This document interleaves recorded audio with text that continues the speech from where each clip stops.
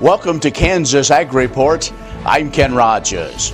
On this week's program, we hear about a couple of new wheat varieties with Daryl Strouts from the Kansas Wheat Alliance. And we talk a little water with David Barfield. He's the Chief Engineer and Director of the Water Resource Division at the Kansas Department of Agriculture. We also have features from the Kansas Soybean Commission and Kansas Department of Agriculture, plus the weekly updates from the Kansas Livestock Association and Paragon Ag Advisors. The Kansas Ag Report brought to you in part by Kansas Farm Bureau, a grassroots organization representing the state's farmers and ranchers since 1919, kfb.org. Kansas Wheat Commission, leading in the adoption of profitable innovations for wheat. Online, kswheat.com. And Kansas Corn, building the future of Kansas corn. Online, kscorn.com. Well, Governor Jeff Collier announcing that Tracy Streeter, the director of the Kansas Water Office, will retire on December 14th. He has served as a director since June of 2004, and during his tenure, he oversaw the implementation of the Kansas Water Plan, then was asked to lead the 50-year water vision that was called for by then Governor Sam Brown back in 2013. Streeter also oversaw numerous state and federal cooperative efforts, including the successful restoration of water supply storage at John Redmond Reservoir through a large-scale dredging project that was the first of its kind in the nation. He also developed the concept of water technology farms in response to the long-term vision for the future of water supply in Kansas, as well as to address the declining Ogallala aquifer. Now, these farms have been key public-private partnerships where irrigation technology is demonstrated and related research also conducted on the field scale and water conservation being supported. Streeter's also led the governor's drought response team, as well as the Natural Resources Subcabinet working to increase efficiencies and interagency cooperation statewide. Earl Lewis has been named the interim director. He is a licensed professional engineer and has served as the Kansas Water Office Assistant Director since 2007. He also currently serves as president of the National Water Supply Alliance. Well, the Kansas Department of Agriculture's Division of Animal Health is pleased to share that Kansas now has more than 1 million head of cattle covered by secure beef supply plans. That's a significant step towards supporting the economic viability of the cattle Kansas industry in the event of a foreign animal disease outbreak. The division has been working with Kansas beef, milk, and pork producers to develop those secure food supply plans in conjunction with the national plan developed by the Center for Food Security and Public Health. Kansas, by the way, was the first state in the nation to work with feedlots to implement individual biosecurity plans. And to date, more than 1.24 million head of beef cattle covered under the Secure Beef Supply Plan. Additional 118,000 head of dairy cows and 1.49 million head of pigs are covered under Secure Dairy Supply and Secure Pork Supply plans, respectively. Now, the impact of a foreign animal disease outbreak on the Kansas economy would be immense, and the Secure Food Supply Plan project, just one of the ways that the Department of Agriculture is working to prevent, mitigate, and respond to potential incidents. By the way, this year's exercise taking place in December. Well, fall harvest has been slow or on hold due to the weather. The last report shows the corn harvest now 63% complete, soybean harvest at 16%, sorghum harvest 19%, and sunflowers 16% harvested. Winter wheat planting 62%, emerged 44%, well ahead of 24 last year. Now, all of these, of course, are ahead of schedule, but the calendar is nearing November, so it's going to be a quick race to get all that work done before the full blast of winter arrives. Stay with us. We'll learn more about new wheat varieties when we return on the Kansas Ag Report. Kansas Ag Report brought to you in part by Oldie Seed Farms, carrying soil-specific seed. Find them on the web, oldeseed.com. That's OHLDE seed.com. Kansas Livestock Association, supporting members' business interests and meeting consumer demands. KLA.org. Grass and Grain, online or in the mail, keeping Kansas farmers informed for over 60 years. grassandgrain.com. And Kansas Grain Sorghum, growers working together. More at ksgrainsorghum.org. Well, joining us now, Daryl Strouts with Kansas Wheat Alliance, and we're going to spend a little bit of time talking about a new wheat variety and some other things that are in the pipeline. Daryl, thanks for joining us. Sure, glad to be here, Ken. All right, quickly, tell us what the Kansas Wheat Alliance really is. So the Kansas Wheat Alliance is a not-for-profit organization. We work very closely with Kansas State University to get the new wheat varieties out there to the public. We've got a group of associates that produce the seed, and then they sell that to farmers. Okay, so there was a new variety that was out kind of in bulk this past year. Right, yeah, so our newest one is KS Venata. It's a white wheat variety, but the thing that's different about Venata is it has good sprouting tolerance. And so we're actually kind of targeting that more towards the central part of the state, kind of that Pratt, Great Bend area, if you will. It'll do well out west too, where we have white wheat growing in general. It has good leaf and stripe rust resistance, good stem rust resistance. So I think it's just going to be a good all-around variety, but it is a white wheat variety. And so that's something we've kind of been in and out and around, and so maybe that might bring a different market than we have seen. Well, it might. I mean, we've certainly seen an uptick in interest in white wheat here in the last few months. And, of course, we've been producing it in southwest Kansas and other parts of western Kansas as well, too. We've not really had a variety that fit further east, but I think Venata is going to be a good one. It's got a very good yield record. It's been pretty comparable to Joe, which is the #1 white wheat in yield. And so I think it'll do well. Talk about anything else in the can you can kind of tease us with, or something coming down the pike, or maybe that's been out for a couple of years? Sure. I mean, the three that have been out for a couple of years, Larry and Zenda and Tatanka, really cover the whole state. Each one's for a little different region, but we've got those. I think to me the exciting thing that's coming is from our western Kansas wheat breeder, Dr. Garong Zhang. We've got a new red wheat coming that has good tolerance to the wheat curl mite and wheat streak mosaic virus, and that's really been a problem that we've seen. The other thing that's coming, I think that's important, we've kind of forgot about stem rust. It's been a long time since anybody saw stem rust. You're from that area that's experienced that in the past. And so I think, just to be assured that all the K-State varieties are going to have really good stem rust resistance, so we're not going to worry about that going forward. Good things coming out of Manhattan, but really good things coming out of Hayes. We're excited to see what's going on out there, and so it's good. Now, folks want more information, because I know your website has you can get a pretty good detailed information of these varieties and maybe where they work best. Where can they find that? Right, our website is just www.kswheatalliance.org, or they can Google Kansas Wheat Alliance. All right, Daryl, appreciate it. Good luck. Let's hope it dries out enough we can get the rest of this wheat in, and we'll talk more about some of those new varieties coming. Sounds good. Thanks, Ken. Daryl Strouts with the Kansas Wheat Alliance has joined us. Stay with us. More coming up on the Kansas Ag Report.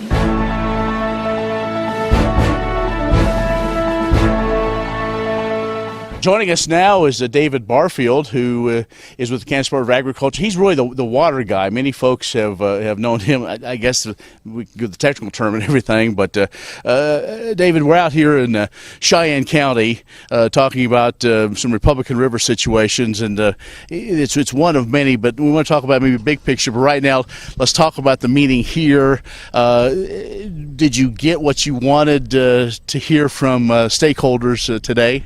Yeah, I think we did. This is obviously on the South Fork of the Republican River up in the Upper Basin, and we've got some money coming from Nebraska, or from Colorado, I'm sorry, to do some work to better manage the water here. And so we wanted to hear from water users about how to use that money. And then again, we've got some choices here about flows in the South Fork, and do we want to keep them coming as they have been since 2012, or do we want to, and maybe in certain conditions, allow some to be stored in body?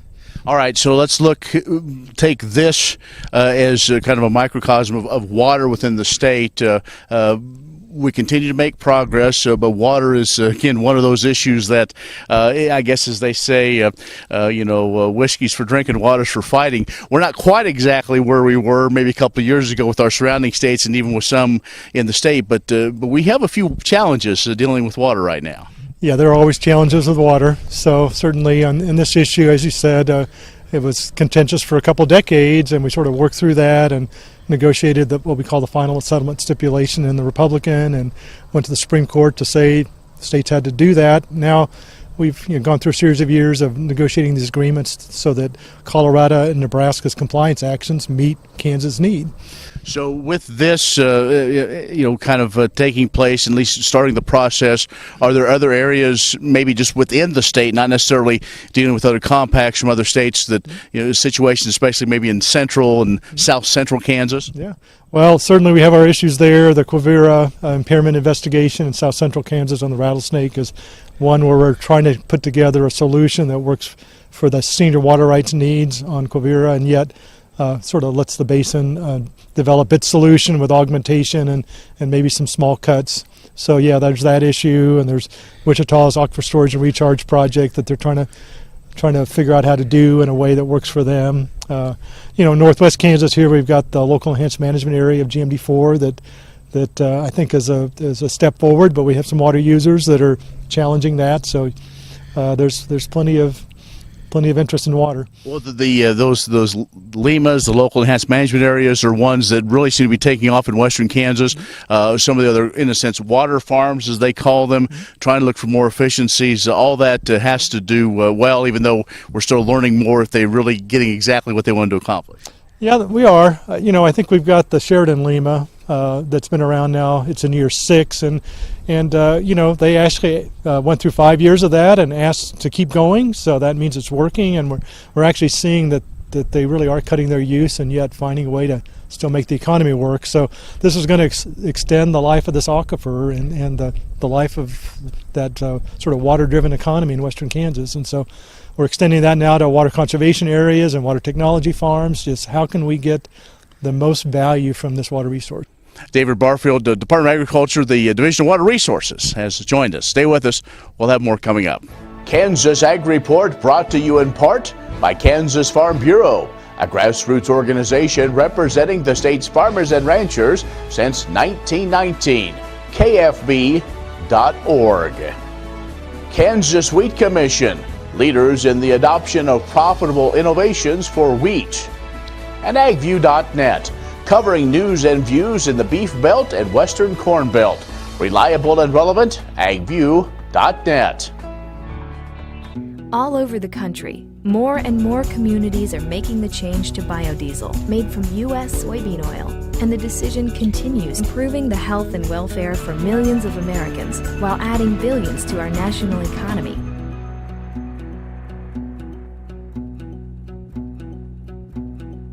What does a brighter, more sustainable future look like in our cities and towns? And how do we get there?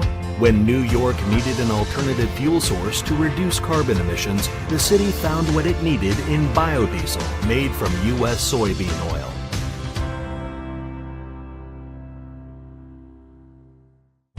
Many seed companies claim to offer the latest genetics, but how many have tested those genetics in soils just like yours? The Oldie Seed Know to Grow research program has fully tested the latest seed genetics in soils that are right in your neighborhood. The Oldie Seed Know to Grow program can recommend the best performing hybrids from technologies like Enlist, Extend, and Liberty Link that will optimize the yield and profit of every acre on your farm. Contact Oldie Seed today. Spring is sprung, and Premier Farm & Home has what you need to keep your yard crabgrass free throughout the season. With a complete line of pre-emergents, you can stop crabgrass before it starts. Premier Farm & Home, 900 Southwest University Boulevard, or find them on the web at heycow.com.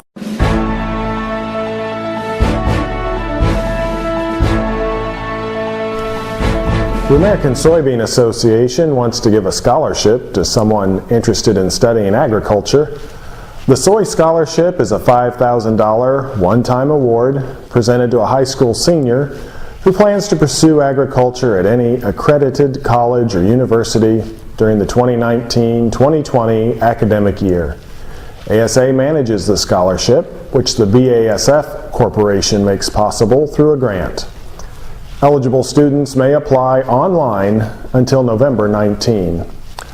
ASA and BASF have awarded students for their hard work and interest in agriculture since 2008. They award $2,500 per semester, and the recipient must demonstrate successful academic progress and remain in good standing with the college or university to receive the full scholarship. Final selection will be made in December during the ASA Board of Directors meeting. The student will be notified mid-December with an official announcement during Commodity Classic, February 28 through March 2 in Orlando, Florida.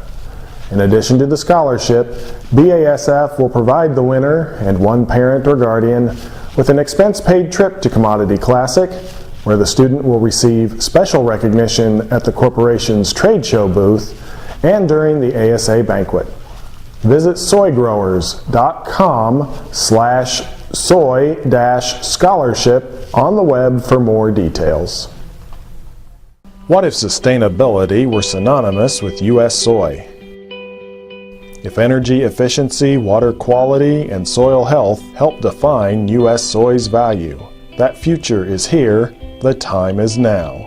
To meet end-user demands, the Soybean Checkoff is committing to sustainability that's achievable, worthwhile, and enduring. A message from the Kansas Soybean Commission, the Soybean Checkoff, progress powered by Kansas farmers. The producer-funded Kansas Wheat Innovation Center was built to get improved varieties into the hands of farmers faster. Kansas Wheat, farmers advancing their future through wheat genetics research. Kansas Farm Bureau, the voice of agriculture, represents grassroots agriculture. The state's largest and most powerful farm organization stands up for its members through leadership development, agriculture education, legal defense, environmental advocacy, farm safety, and risk management. Members also enjoy money-saving benefits. To join our organization today or to learn more, go to www.kfb.org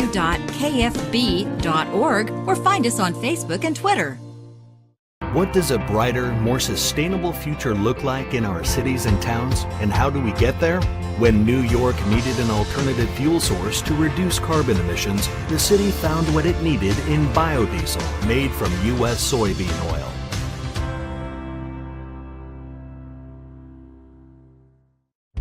Many seed companies claim to offer the latest genetics, but how many have tested those genetics in soils just like yours? The Oldie Seed Know to Grow research program has fully tested the latest seed genetics in soils that are right in your neighborhood. The Oldie Seed Know to Grow program can recommend the best performing hybrids from technologies like Enlist, Extend, and Liberty Link that will optimize the yield and profit of every acre on your farm. Contact Oldie Seed today. Collaborative efforts are at play in Kansas agriculture in a major initiative that could change the beef industry across the nation. From the earliest discussions of the Agricultural Growth Project, cattle disease traceability was identified as a top priority for the beef industry based on input from industry partners. While the concept of traceability is not new, there has been a mindset shift in recent years. Historically, concerns about technology, privacy, and economic costs have been a challenge, but these recent discussions indicated that industry stakeholders recognize the need for a viable end-to-end cattle disease traceability system, which provides critical tools to manage a disease outbreak and may provide opportunities to add value to the industry. Following the vote by the Kansas Livestock Association in December 2017 to support a mandatory cattle disease traceability system for all ages of cattle, Kansas requested and secured funding, and we announced the rollout of Cattle Trace, a traceability pilot program, in June. Since that date, 14 feed yards, 7 livestock markets, and all 3 major packers in Kansas have committed to participate in this multi-phased initiative to trace at least 55,000 Kansas-based animals through the entire beef supply chain. Ultra-high frequency technologies will be utilized to collect data in a simple and hands-free manner to capture the minimal necessary data points for disease traceability. Logistical elements of the pilot project will be evaluated along the way, and a later phase will evaluate the cost and benefits at the overall industry level and at the producer levels. In August, the first reader was installed in Montezuma, and they are now functioning at multiple locations in the state.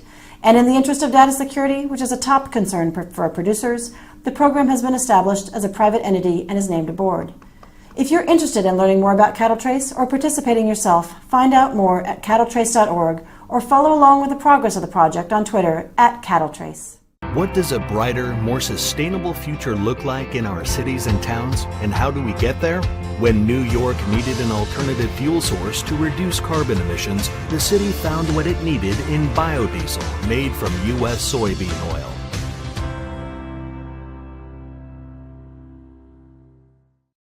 Many seed companies claim to offer the latest genetics, but how many have tested those genetics in soils just like yours? The Oldie Seed Know to Grow research program has fully tested the latest seed genetics in soils that are right in your neighborhood. The Oldie Seed Know to Grow program can recommend the best performing hybrids from technologies like Enlist, Extend, and Liberty Link that will optimize the yield and profit of every acre on your farm. Contact Oldie Seed today.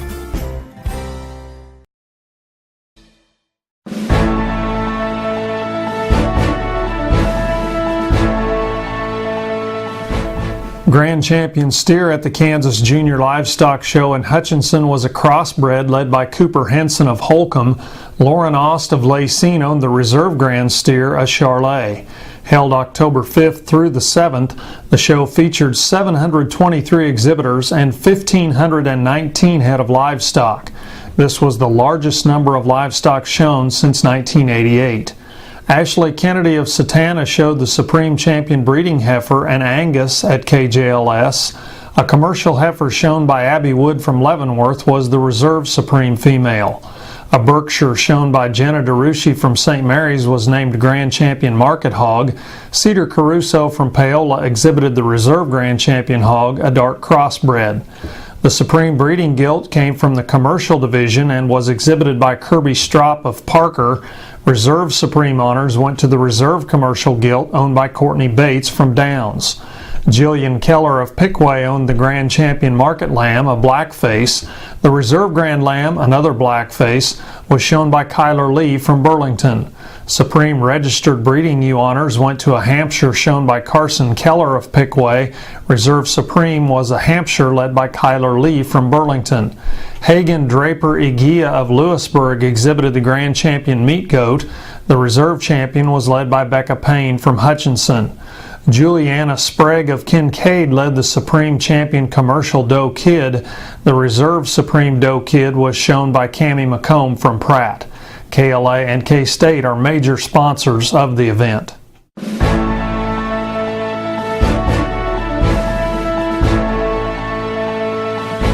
Good morning, I'm Darren Van Vactor with Paragon Ag. Fall crops have gotten a little lift as of late. A multitude of factors seem to be feeding the market over the short run here.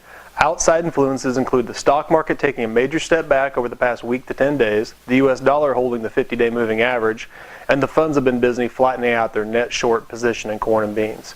Fundamentally, we've had a friendly October supply and demand report pegging corn and bean production and domestic ending stocks below pre-report expectations. World ending stocks for corn and beans were a bit more burdensome, but not enough to spook the market. Widespread rain and snow have brought harvest to a crawl. Now, the cooler, wet conditions are beginning to feed fears and rumors regarding worsening grain conditions, specifically in soybeans. If the weather straightens out, we will know in quick order whether the rumor is just that or if this is just another unfortunate fact on the year. Wheat, on the other hand, received higher domestic ending stocks and lower world numbers. Additionally, winter wheat plantings are ahead of last year but slightly behind the 5-year average for now. From the market standpoint, wheat remains in a sideways pattern, still awaiting a potential breakout. The always interesting markets can be frustrating. However, they continue to move and offer opportunity. You have to look in the right place or approach it from a different angle at times. Sometimes it's as simple as a cash sale, but many times it is not. If you want some help sifting through the info or finding a different approach, give us a call here at Paragon Ag Advisors, 888-452-8751. I'm Darren Van Vactor. Be safe and have a great week. Agriculture information on your computer or mobile device. News and views on grains, livestock, policy, and opinions from newsmakers can be found by liking Agview on Facebook, and on Twitter, follow Agview News, a reliable and relevant source, agview.net. The Kansas Ag Report brought to you in part by Kansas Farm Bureau, a grassroots organization representing the state's farmers and ranchers since 1919, kfb.org. Kansas Wheat Commission, leading in the adoption of profitable innovations for wheat. Online, kswheat.com. And Kansas Corn, building the future of Kansas corn, online, kscorn.com. Spring is sprung, and Premier Farm and Home has what you need to keep your yard crabgrass free throughout the season. With a complete line of pre-emergents, you can stop crabgrass before it starts. Premier Farm and Home, 900 Southwest University Boulevard, or find them on the web at heycow.com. What if sustainability were synonymous with U.S. soy? If energy efficiency, water quality, and soil health help define U.S. soy's value, that future is here, the time is now. To meet end-user demands, the Soybean Checkoff is committing to sustainability that's achievable, worthwhile, and enduring. A message from the Kansas Soybean Commission, the Soybean Checkoff, progress powered by Kansas farmers. Kansas Farm Bureau, the voice of agriculture, represents grassroots agriculture. The state's largest and most powerful farm organization stands up for its members through leadership development, agriculture education, legal defense, environmental advocacy, farm safety, and risk management. Members also enjoy money-saving benefits. To join our organization today or to learn more, go to www.kfb.org or find us on Facebook and Twitter. The producer-funded Kansas Wheat Innovation Center was built to get improved varieties into the hands of farmers faster. Kansas Wheat, farmers advancing their future through wheat genetics research. All over the country, more and more communities are making the change to biodiesel made from U.S. soybean oil. And the decision continues, improving the health and welfare for millions of Americans while adding billions to our national economy.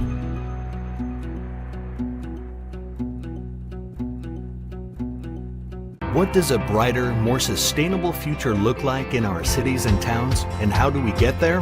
When New York needed an alternative fuel source to reduce carbon emissions, the city found what it needed in biodiesel made from U.S. soybean oil.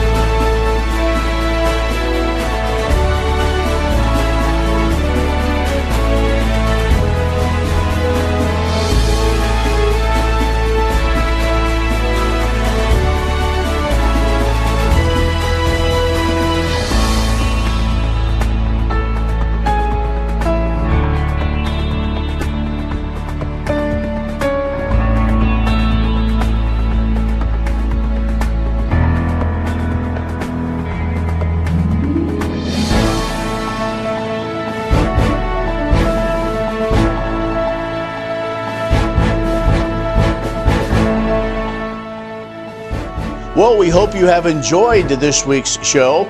You can be social with us at kansasagreport.net or on Facebook and Twitter. You can also find the show in podcast form on castbox.fm. Search Kansas Ag Report. Well, thank you for watching the Kansas Ag Report. I'm Ken Rogers. We'll see you next week.